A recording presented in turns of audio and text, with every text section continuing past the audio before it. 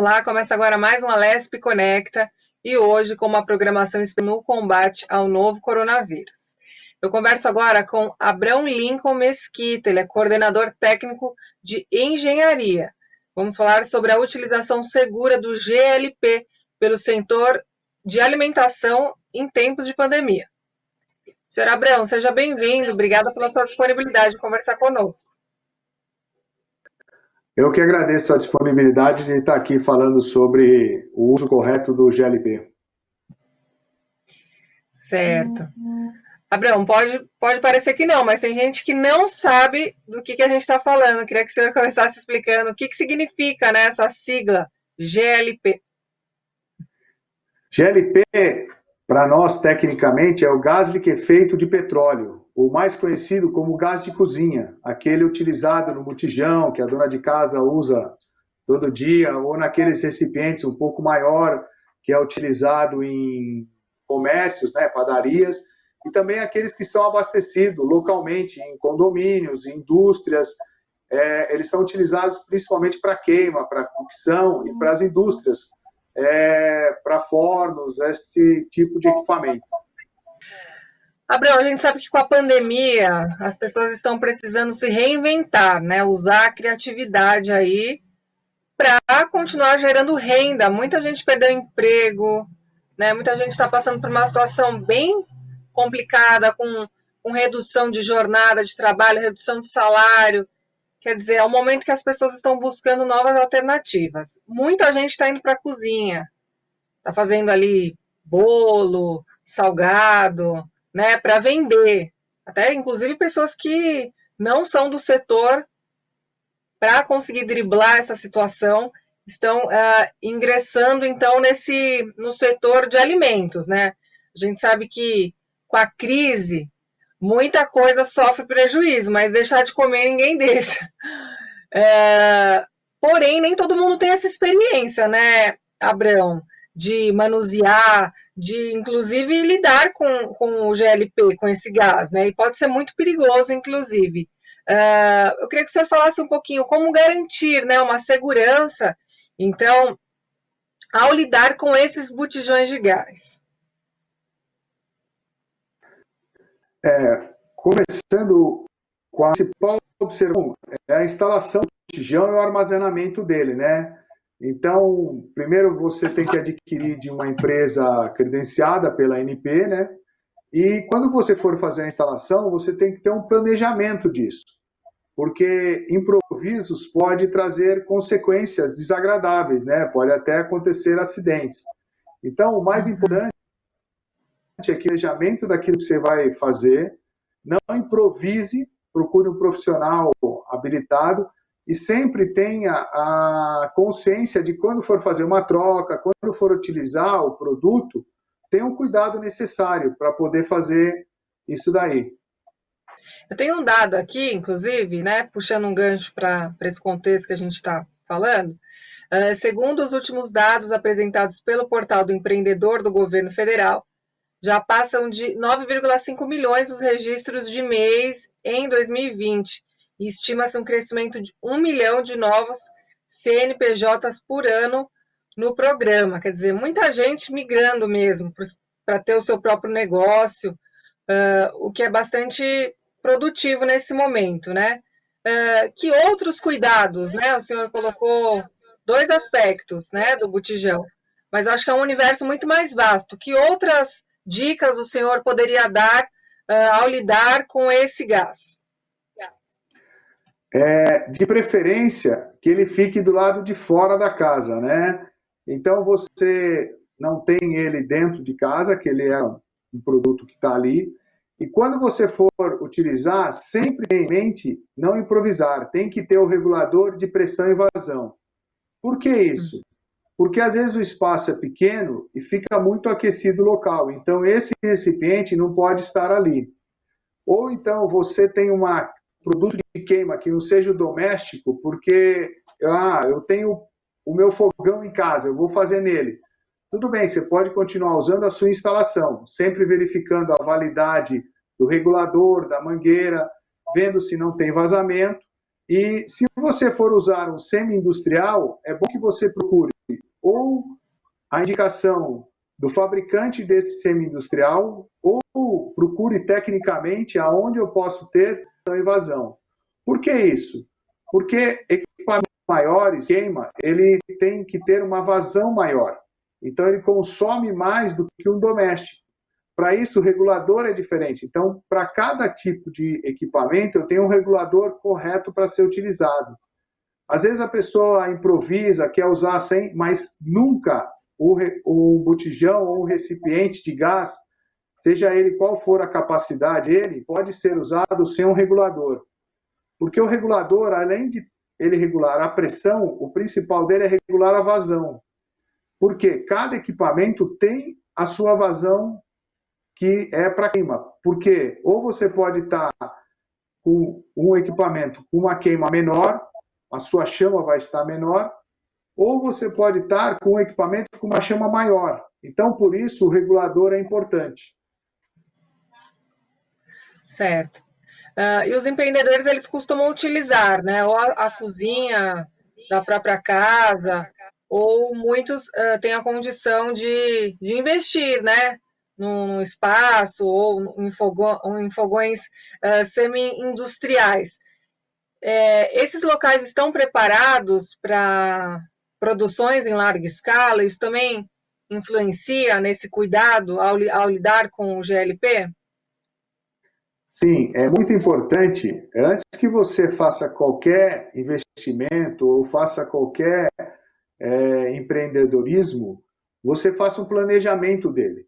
O que eu vou precisar para poder fazer esse equipamento, o local que eu tenho para isso, porque tudo isso vai influenciar no equipamento que você deverá ter, ou como você vai fazer o layout, o local onde você vai instalar esses equipamentos para você ver a sequência dele. Então, o planejamento é muito importante nessa hora. Por quê? Porque, além disso, os recipientes têm uma coisa que chama taxa de vaporização. O que quer dizer isso? O gás de cozinha, quando ele está sob pressão, ele está líquido. Então, para ele passar da forma líquida para a forma gasosa, que é o que você vai consumir no seu equipamento de queima, ele tem uma taxa. Então, cada recipiente, que é pelo tamanho, você tem o P5, que são 5 quilos de gás, o P13, 13 quilos, você tem o P45. Então, cada um dele tem uma taxa de vaporização que você vai consumir no seu equipamento. Então, se você pôr um semi-industrial ou industrial num P13, que é aquele comum que a gente tem em casa, que todo mundo conhece, vê por aí, o que vai acontecer? Ele não consegue vaporizar o suficiente para você ter o gás ali para fazer a queima. Pode até chegar a congelar o gás. Por quê? Você tira muito calor dele ali e na vaporização ele vai acabar congelando. Isso pode trazer um risco depois que ele começar a descongelar. Então, o importante é que você faça esse planejamento do equipamento que você tem, o local que você tem. Então, trate isso como a sua parte básica do seu empreendedorismo.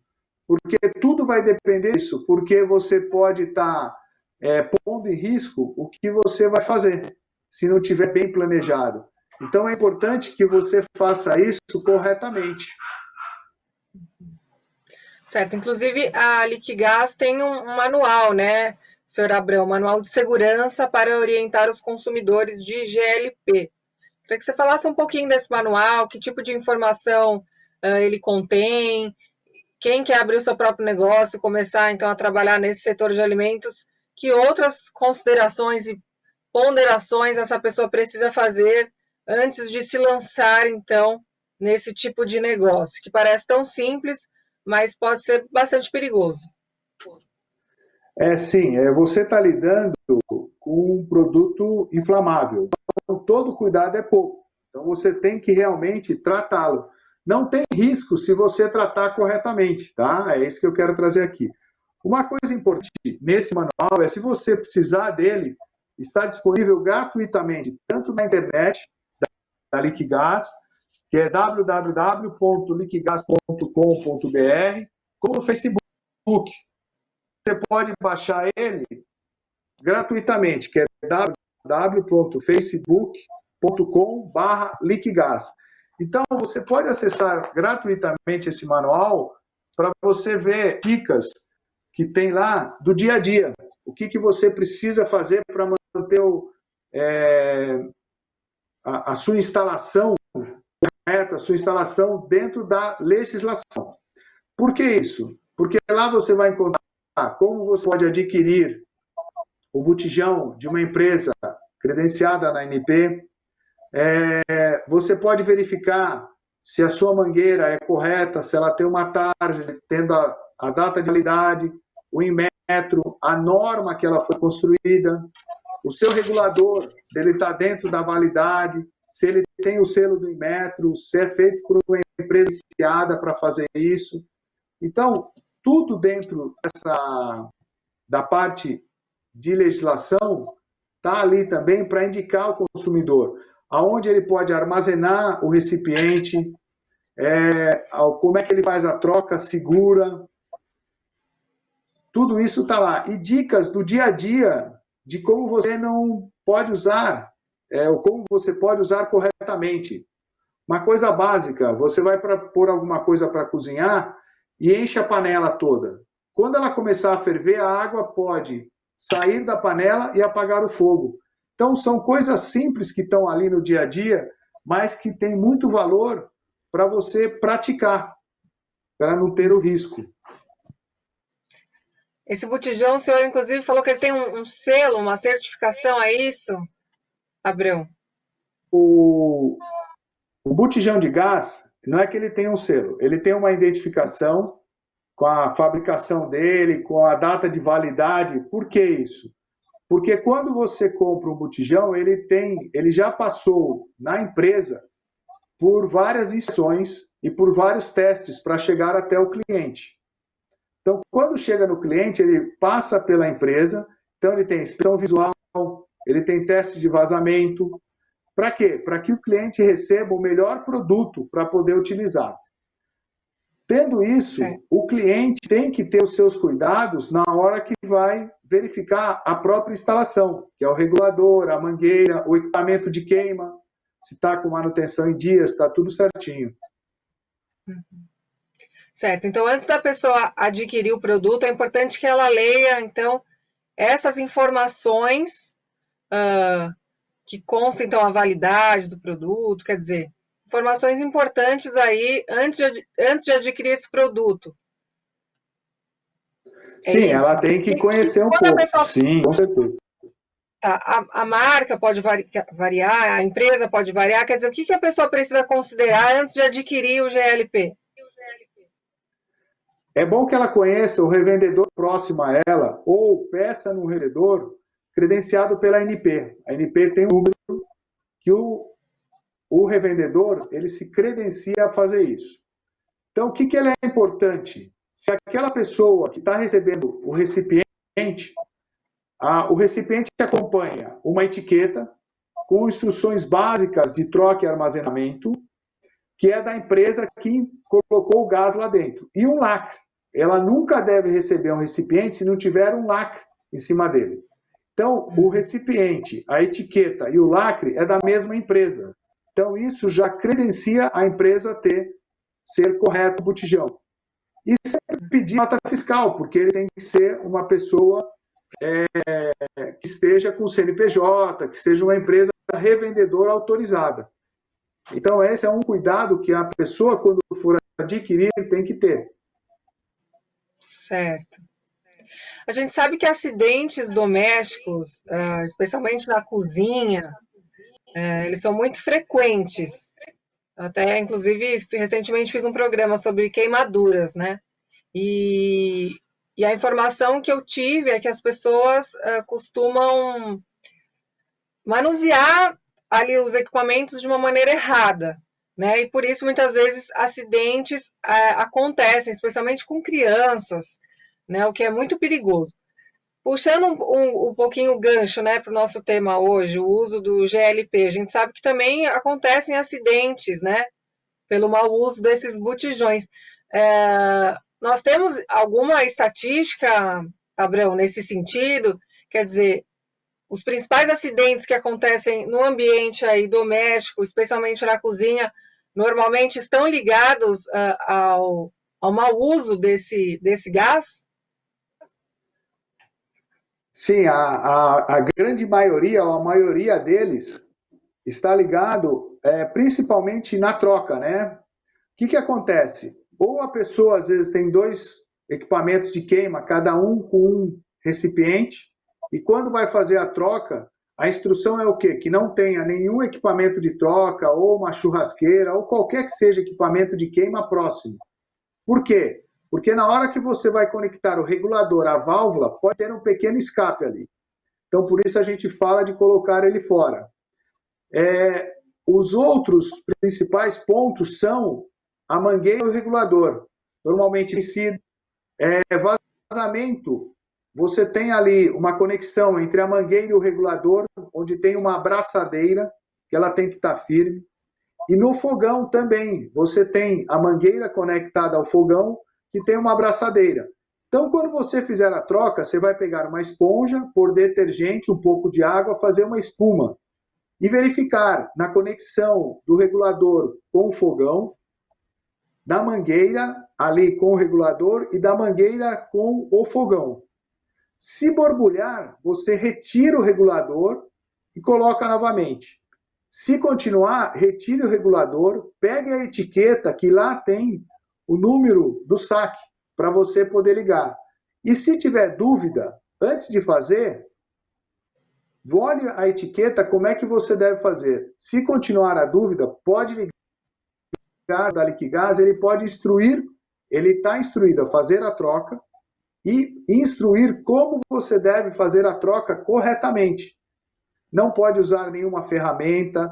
Para você tirar o lacre, você também não pode usar ferramenta, apenas a mão. Não precisa mais do que isso. Porque aquilo não é o aperto. Ali tem uma borracha, chamada um O-ring, que quando você coloca o regulador, ele faz a vedação. Então você não precisa fazer nada disso. O grande problema é que às vezes as pessoas não tomam certos cuidados para fazer esse tipo de operação. Neste momento é que pode ocorrer o vazamento ou então pode ocorrer o acidente. Coisas básicas, você deixa o seu equipamento de queima numa corrente de vento. Se começar a ventar, pode apagar e aí vaza o gás. Então, normalmente, o gás, quando vaza, ele não é do botijão. Ele normalmente é do equipamento de queima. Você esquece, quando você vai fazer a troca, você pode esquecer o botão do fogão aberto, porque acabou o gás. Então, antes de fazer, você tem que olhar se todos os botões do fogão estão fechados, estão como desligados. Então, são cuidados básicos que você tem que ter para poder fazer essa troca, para fazer o uso. Certo. Quais são os principais erros, né, pela sua experiência, Abrão? Os principais erros, então, cometidos pelas pessoas ao manusear, então, esse botijão de gás. E quando a gente fala de um risco, de um acidente, a gente está falando do que exatamente? De uma explosão, literalmente? Quando a gente fala de explosão, é o gás que vazou no ambiente, aí teve uma ignição, o giglê da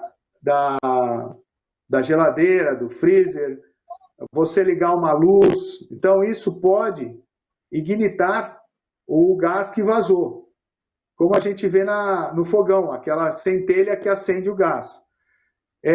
Normalmente, é nessas trocas, ou então, quando você não estiver utilizando o fogão, fechar o regulador. Uma coisa básica, porque aí não tem vazamento. E, normalmente, após a troca ou na troca, porque tem pessoas ainda que utilizam fogo para fazer o teste, e o correto é você utilizar uma espuma. Então, essas são as principais causas do incêndio que tem, ou de uma explosão, são vazamentos que tem, pessoas não tomam cuidado. Se você sentir algum cheiro, porque o GLP, ele tem um cheiro característico, que você, quando está utilizando, você sente. Então, isso daí é indicação de que tem um vazamento. Nesse Então, a gente momento, detecta esse... a gente detecta esse vazamento, então, pelo cheiro. Sim. Teriam outros sinais, Abrão, assim, que a gente possa, através dos nossos sentidos, né? Olfato, visão, tato, que a gente perceba que tem alguma coisa de errado, porque realmente quando há esse vazamento de gás, a gente realmente sente aquele cheiro forte, né?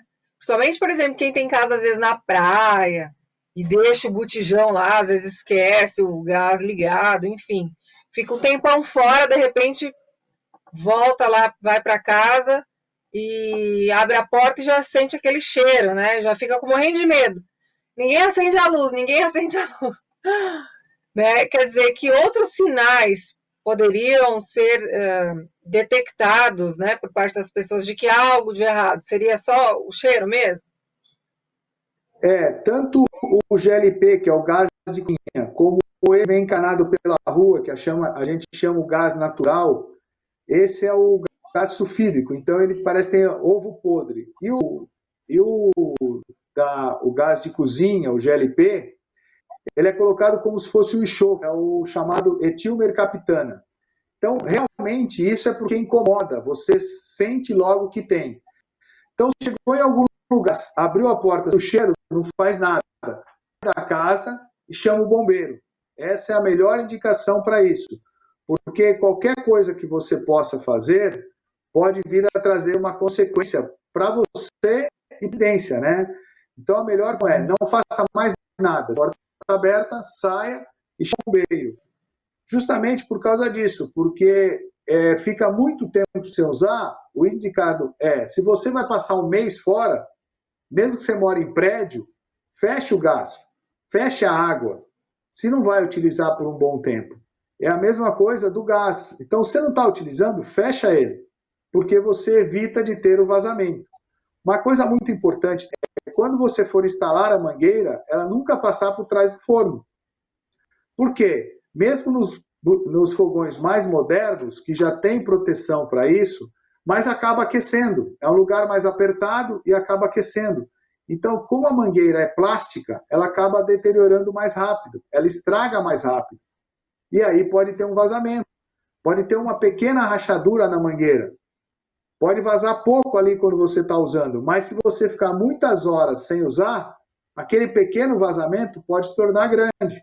É como a água, ela está pingando.